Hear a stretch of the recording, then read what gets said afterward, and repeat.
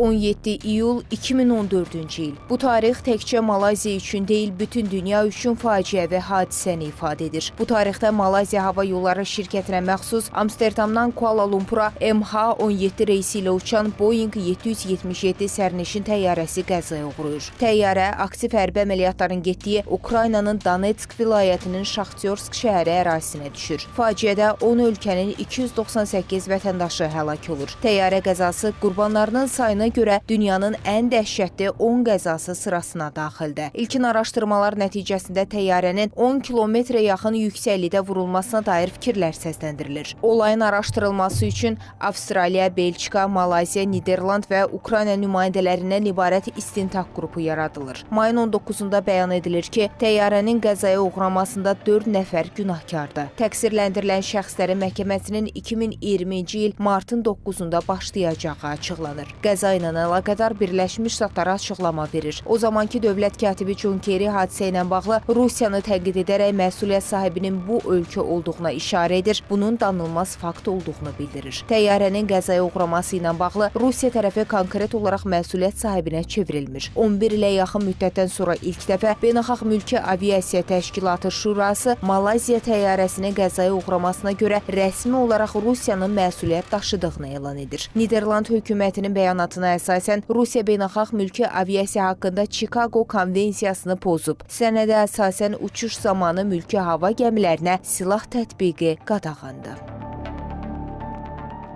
Məlumdur ki, 2022-ci ildə Avstraliya və Niderland hökumətləri beynəlxalq mülki aviasiya təşkilatına müraciət edərək müvafiq araşdırma aparılması və qərar verilməsini istəmişdilər. Çünki həmin təyyarədə ölənlərin əksəriyyəti Niderland vətəndaşları, 38-i isə Avstraliya vətəndaşları idi. Nəhayət müvafiq qərar verildi və araşdırma zamanı müəyyən edildi ki, təyyarə Rusiyanın Buk zenit raket kompleksindən atılan raketlə vurulub.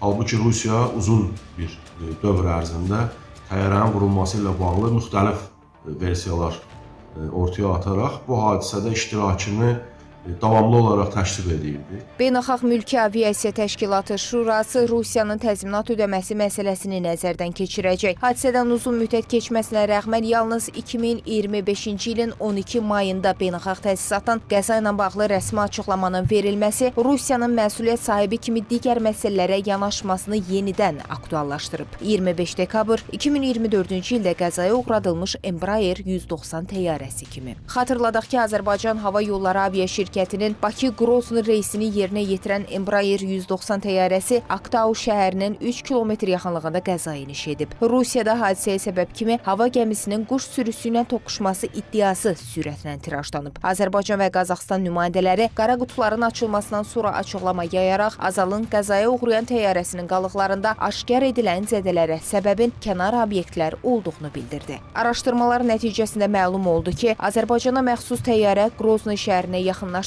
Rusiya hava hücumuna müdafiə sistemi olan Pantsir S-lə vurulub. Dəhşətli hadisə nəticəsində təyyarədə olan 67 nəfərdən 38-i həyatını itirdi. Analitiklərin qənaətincə Malayziya təyyarəsi olayında olduğu kimi Embraer 190-la bağlı da Rusiyanın səssizliyini qoruması onun haqlı tələblərdən yayına biləcəyi anlamına gəlmir. Rusiya indiyə qədər məsuliyyətdən yayılmaqla və üzr istəməməklə öz imicini qorumağa yönəlik addımlar atmağı düşünürdü. Amma əksinə Rusiyanın məsuliyyətdən qaçmaq və üzr istəməmək cəhdləri Rusiyanın imicinə daha çox zərər verir. Azalın təyyarəsi ilə bağlı isə vəziyyət tamamilə aydındır. Azalın təyyarəsi Rusiyanın hava hücumu müdafiə sistemləri tərəfindən vurulub və hadisə baş verən andan etibarən Azərbaycan tərəfi bildirdi ki, Rusiya rəsmən üzr istəməli, eyni zamanda günahkarların tez bir zamanda müəyyən olunub cəzalandırılmasını təmin etməli və zərər çəkmiş ailələrə təzminat ödəməlidir. Amma Rusiya tərəfi birləşdən prosesi yubatmaqla Azərbaycanın narazı salır və Rusiyanın arqumenti ondan ibarətdir ki, yalnız istintaq nəticələrini gözləyir. Amma istənilən halda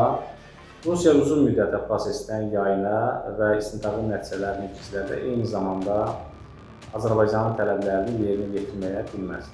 Təhlillər göstərir ki, istər Malayziya, istərsə də Azərbaycana məxsus təyyarənin qəzaya uğradılması məsələsi ilə bağlı təqsirkarları məsuliyyətdən heç bir vəclə uzaqlaşdırmaq mümkün deyil. Əksinə, belə faktların gün üzünə çıxarılması, qarşı tərəfdən lazımi addımların atılması və rəsmi mövqeyin ifadə edilməsini qaçılmaz edir. Zeynəb Mirzəyeva, Real.